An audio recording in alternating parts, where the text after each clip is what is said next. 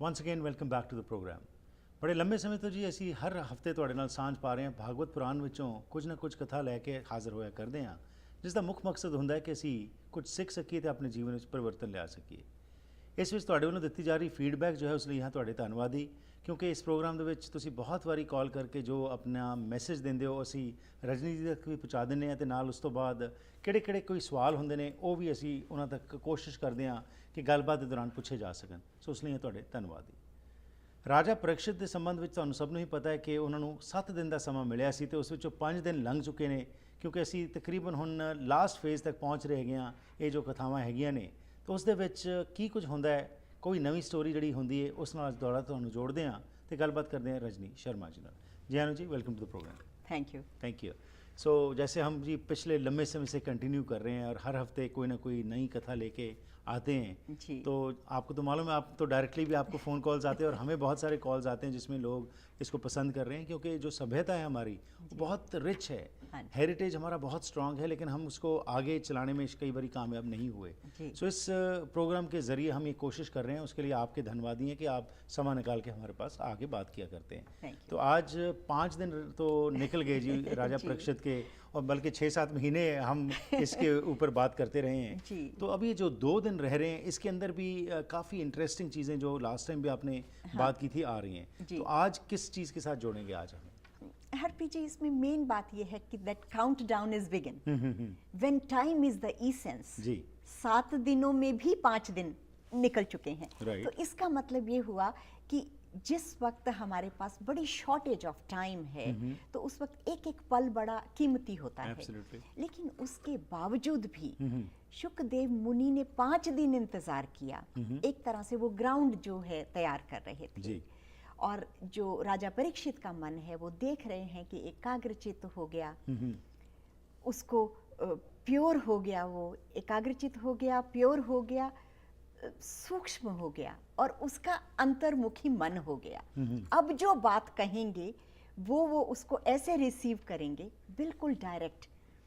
आप कई बार मैं देखती हूँ कि प्रोग्राम के दौरान जिक्र किया करते हैं कि आजकल लिप सर्विस तो बहुत है, प्रचार बहुत है, पर प्रभाव इतना दिखाई नहीं देता है। उसकी वजह ही ये है कि मैं समझती हूँ कि जितने आज हमारे पास टेली कम्युनिकेशन के साधन हैं, इतना कभी भी प्रचार धर्म का नहीं था जितना अब आज है। हो रहा है, बिल्कुल। और इतना कम असर भी कभी नहीं था जितना आज है। तो वो वजह जो है वो यही है कि जो मन है वो तैयार नहीं है टू रिसीव दैट ओल्ड सूक्ष्म एंड वेरी डीप विजडम। तो वो जो भूमि तैयार करनी है, वो जो मन तैयार करना है, तो शुकदेव मुनि लाइक अ साइकेट्रिस्ट, उन्होंने पहले उनके मन को एकाग्र किया, फिर प्योर, और फिर उसके बाद जो है उनकी वृत्ति अंतर्मुखी हुई और उसके बाद उन्होंने भगवान कृष्ण की कथा सुनानी शुरू की जी। और भगवान कृष्ण, जैसे मैंने आपसे पहले कहा था, कि सनातन धर्म के पूर्ण अवतार हैं।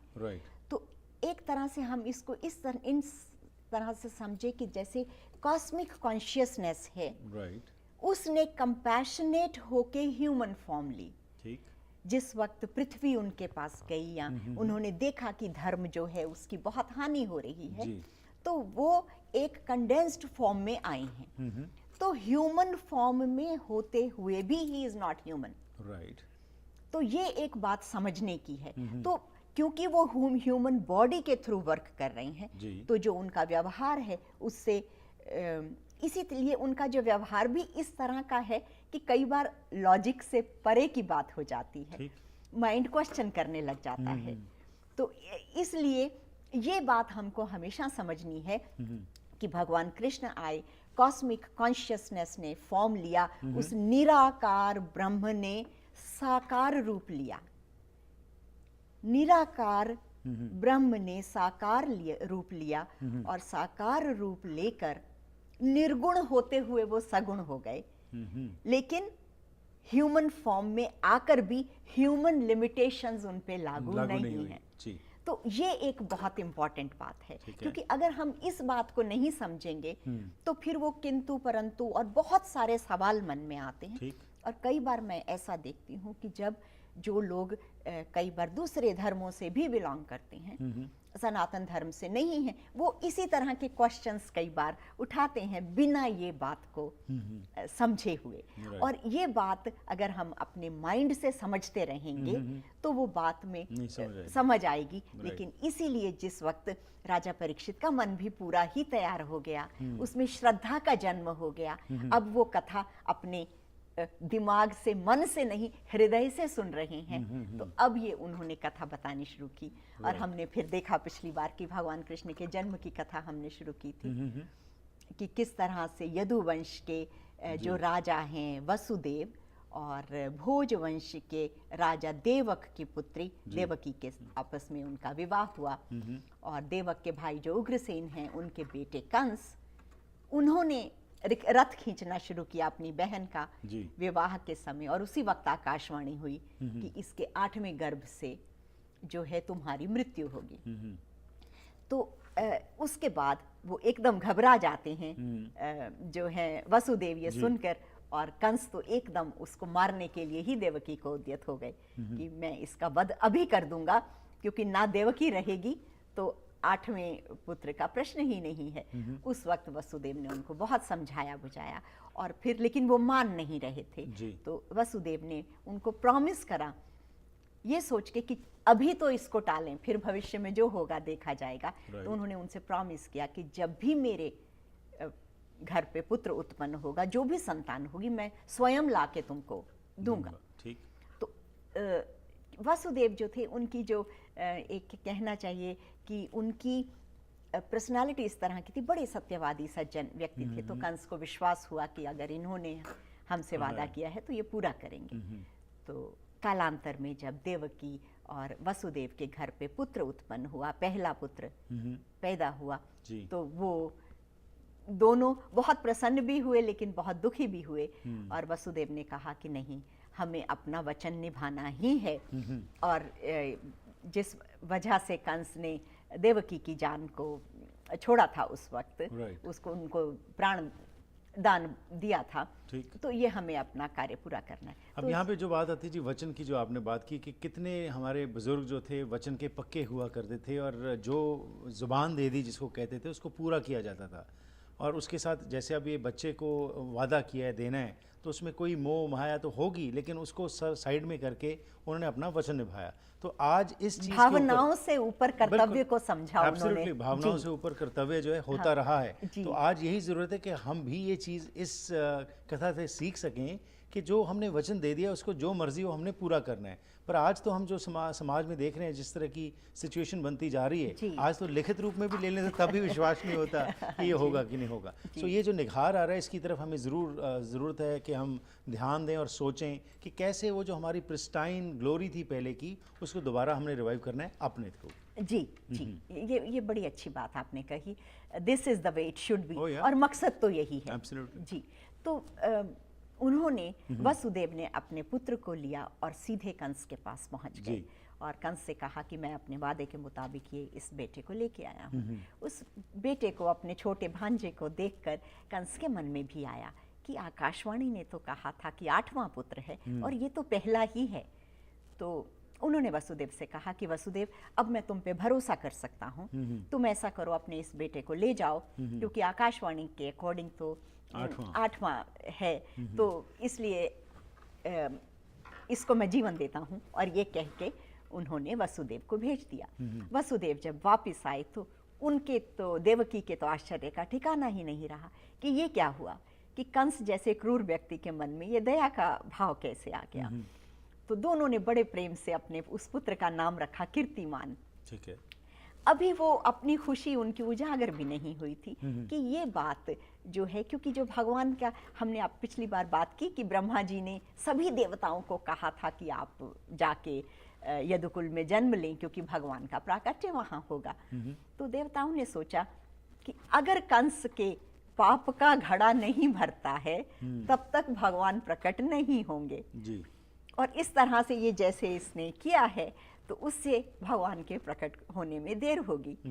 तो ये बात को ध्यान में रखते हुए नारद जी घूमते हुए कंस के पास आए और उन्होंने कंस से कहा कि हमने ऐसा सुना है कि भगवान का आने वाले हैं यदुवंश में जी। तो आपने ये देवकी के 8वें पुत्र, हमने ऐसी आकाशवाणी हमने भी सुनी है जी। तो उस वक्त कंस ने कहा कि हाँ वो 8वें गर्भ से है, देवकी के अभी पहला पुत्र हुआ। तो नारद जी ने सिर्फ चलते हुए वहां से अपनी वीणा उठाते हुए नारायण नारायण और सिर्फ ये कहा कि बात तो ठीक है 8वां, पर वो गिनती 1 से 8 शुरू करेंगे या 8 से 1 कि पहला बालक 8वां होगा या 8वां पहला। तो जो असुर होते हैं उनके मन में तो संशय वैसे ही भरा रहता है। और जब उन्होंने ये सुना वो तो एकदम से घबरा गया और उसको लगा कि इसका मतलब है कि ये नारद जी ने भी मुझे ये कहा, तो कहीं पर ये ऐसा तो नहीं कि I do not want to take any chances. और वो गया और उसने जाके उस छोटे से बच्चे की हत्या कर दी। ये देख के उन वसुदेव और देवकी को बहुत दुख हुआ जी। और फिर जब कंस को ये भी लगा कि अब मैंने इनके बच्चे की इस तरह से हत्या की है तो ऐसा ना हो कि ये कहीं चले जाएं, तो उसने उन दोनों को कारावास में डाल दिया। इसके बारे में जी क्या होता है उसके बाद और कैसे ये स्टोरी जो है चलती आगे, कथा में क्या क्या होता है, जानकारी लेते हैं इस छोटी सी ब्रेक के बाद। ਕੀ ਤੁਸੀਂ ਕਰਜ਼ੇ ਦੇ ਬੋਝ ਹੇਠ ਦੱਬੇ ਹੋ? ਸਮਝ ਨਹੀਂ ਆਉਂਦਾ ਕੀ ਕਰੋ? ਫਾਈਨੈਂਸ਼ੀਅਲ ਪ੍ਰੋਬਲਮਸ ਤੁਹਾਡੀ ਫੈਮਿਲੀ ਲਾਈਫ ਦੇ ਉੱਤੇ ਮਾੜਾ ਅਸਰ ਪਾ ਸਕਦੀਆਂ ਹਨ।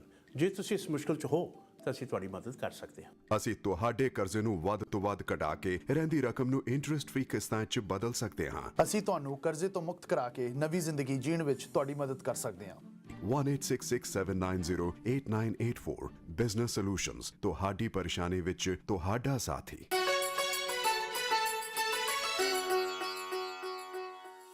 ਸੋ ਸਵਾਗਤ ਹੈ ਜੀ ਇੱਕ ਵਾਰ ਫਿਰ ਆਪ ਸਭ ਦਾ ਅੱਜ ਦੇ ਇਸ ਪ੍ਰੋਗਰਾਮ ਵਿੱਚ। ਰਜਨੀ ਸ਼ਰਮਾ ਜੀ ਸਾਨੂੰ ਸਾਂਝ ਪਾ ਰਹੇ ਨੇ ਸਾਡੇ ਨਾਲ ਤੇ ਦੱਸ ਰਹੇ ਨੇ ਕਿ ਕਿਸ ਤਰੀਕੇ ਨਾਲ ਇਸ ਕਥਾ ਦੇ ਵਿੱਚ ਉਹ ਦੇਵਕਿਨੀ ਨੂੰ ਜੋ ਹੈ ਜੇਲ੍ਹ ਦੇ ਵਿੱਚ ਪਾ ਦਿੱਤਾ ਜਾਂਦਾ ਹੈ ਕਿਉਂਕਿ ਡਰ ਹੈ ਕੰਸ ਨੂੰ ਕਿ ਕਿਤੇ ਉਹ ਉੱਥੋਂ ਚਲੇ ਨਾ ਜਾਣ। ਆਓ ਇਸ ਸੰਬੰਧ ਵਿੱਚ ਹੋਰ ਜਾਣਕਾਰੀ लें जी। सो उसके बाद क्या होता है जी फिर?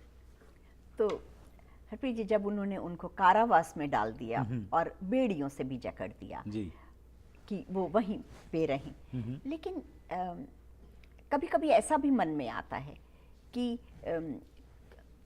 कंस जैसे व्यक्ति अगर वो चाहते तो उनको इतना दुख ना दे के दोनों पति पत्नी को अलग भी रख सकते थे जी। लेकिन ये बात कंस भी जानते थे कि ऐसा दुष्कर्म करने से उनकी आयु, कीर्ति, धन, संपत्ति, लक्ष्मी सभी कुछ नष्ट हो जाएगा कि नवविवाहिता दंपत्ति को इस तरह से। तो वो कुछ कुछ जानते थे धर्म को, लेकिन अपनी मृत्यु जो है वो उनको बड़ी भयावह लगती। तो इसलिए उन्होंने उनको कारावास में डाल दिया जी। और फिर एक एक करके देवकी के 6 पुत्रों की उन्होंने हत्या कर दी। देवकी के कालांतर में 6 पुत्र हुए और जब भी उनको सूचना मिलती वो आते और वो छोटे से बालक को मार देते। तो उसके बाद जिस वक्त 7वें बच्चे के जन्म की बारी थी तो उस वक्त भगवान ने योग माया को बुलाया। योग माया जिससे ये संसार भगवान चलाते हैं जी। तो उन्होंने योग माया को बुलाया और कहा कि तुम्हें 2 काम करने हैं। पहला काम तो ये करना है कि ये जो 7वां बच्चा है इसका गर्भ तुम निकाल के वसुदेव की एक और पत्नी है, उनका नाम है रोहिणी, वो गोकुल में रहती हैं, उसके गर्भ में प्रतिस्थापित करना है। और 8वें जब इनका 8वां जिस वक्त मैं देवकी के गर्भ में प्रवेश करूं, मेरा जो तेज है वो देवकी में प्रवेश करेगा, उस वक्त तुम यशोदा के गर्भ में प्रवेश करना। तो ये 2 काम उन्होंने योग माया को सौंपे जी। और इसमें हरप्रीत जी हमारे पास यहाँ इतना थोड़ा समय की भी कमी रहती है जी। पर भारत में महात्मा बहुत अच्छे सुंदर तरीके से इन कथाओं की का बयान करते हैं। वो बताते हैं कि जिस वक्त त्रेता युग में भगवान राम जो हैं वो आए थे अपनी लीला जब उन्होंने की, तो उस वक्त उनके सामने लक्ष्मण छोटे भाई के रूप में आए। तो लक्ष्मण ने उनसे कहीं न कहीं उस अपने अवतार के दौरान शिकायत की कि मैं आपका छोटा भाई हूँ और मुझे आपकी हर आज्ञा माननी पड़ती है। तो उन्होंने कहा कि ठीक है, जब मैं द्वापर में आऊँगा तब तुम मेरे बड़े भाई के रूप में आना। ठीक है। तो ये जो 7वां गर्भ रोहिणी के गर्भ में उन्होंने दिया, ये कालांतर में बलराम के रूप में इन्होंने जन्म लिया, जो भगवान कृष्ण के बड़े भाई हैं। तो जिनको कहते हैं बलराम और कृष्ण, तो इन दोनों ने इकट्ठे लीला की गोकुल में और फिर मथुरा में। तो जिस वक्त 7वां गर्भ का पता चला, तो क्योंकि वो गर्भ तो पहले ही प्रस्थापित किया था, तो पता चला कि वो गर्भ तो देवकी का गिर गया। उसके बाद जब 8वें गर्भ की बारी आई, तो उस वक्त जो है कंस बहुत सतर्क हो गए। उन्होंने कहा कि अपने पहरेदारों को भी, सबको भी, कि अब तुम इस वक्त बहुत ही ध्यान से रहना।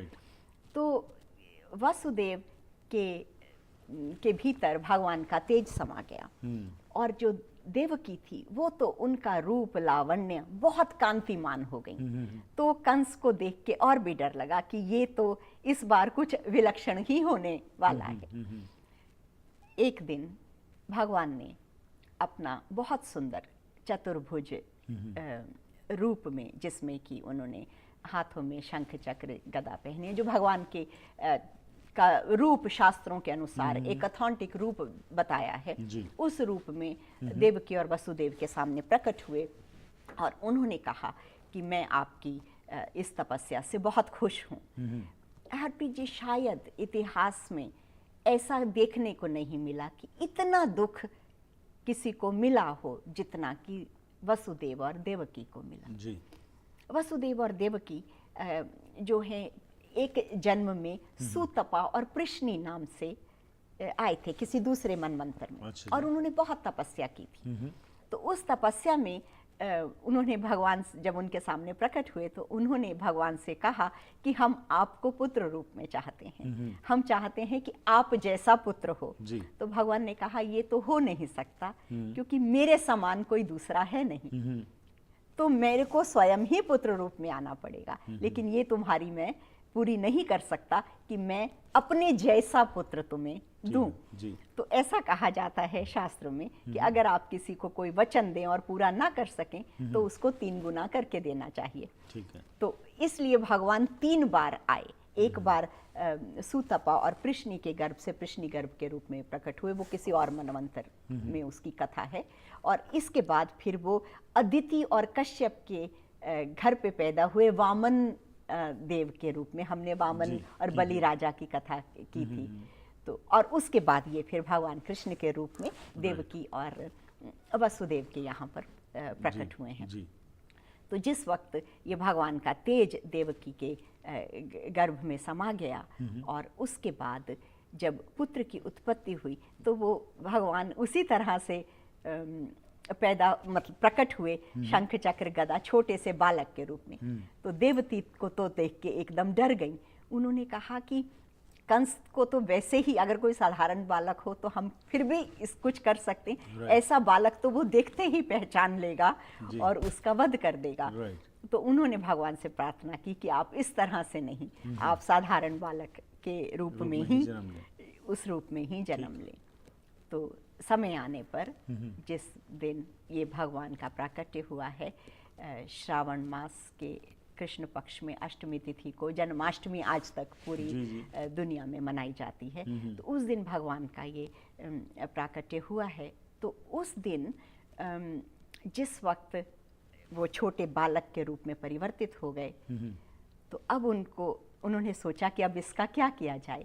सबसे बड़ी बात ये हुई कि जैसे ही उन्होंने उस बालक को गोद में उठाया है, तो उनके बंधन जो थे वो अपने आप सब खुल गए और कारावास जो है वो दरवाजे उसके अपने आप खुल गए। और वसुदेव जो हैं उस बच्चे को उन्होंने एक टोकरी में रखा और उसको लेके गए। अब हम थोड़ा सा इसका आध्यात्मिक अर्थ को इसको समझें कि जो संसार है ये कारावास है।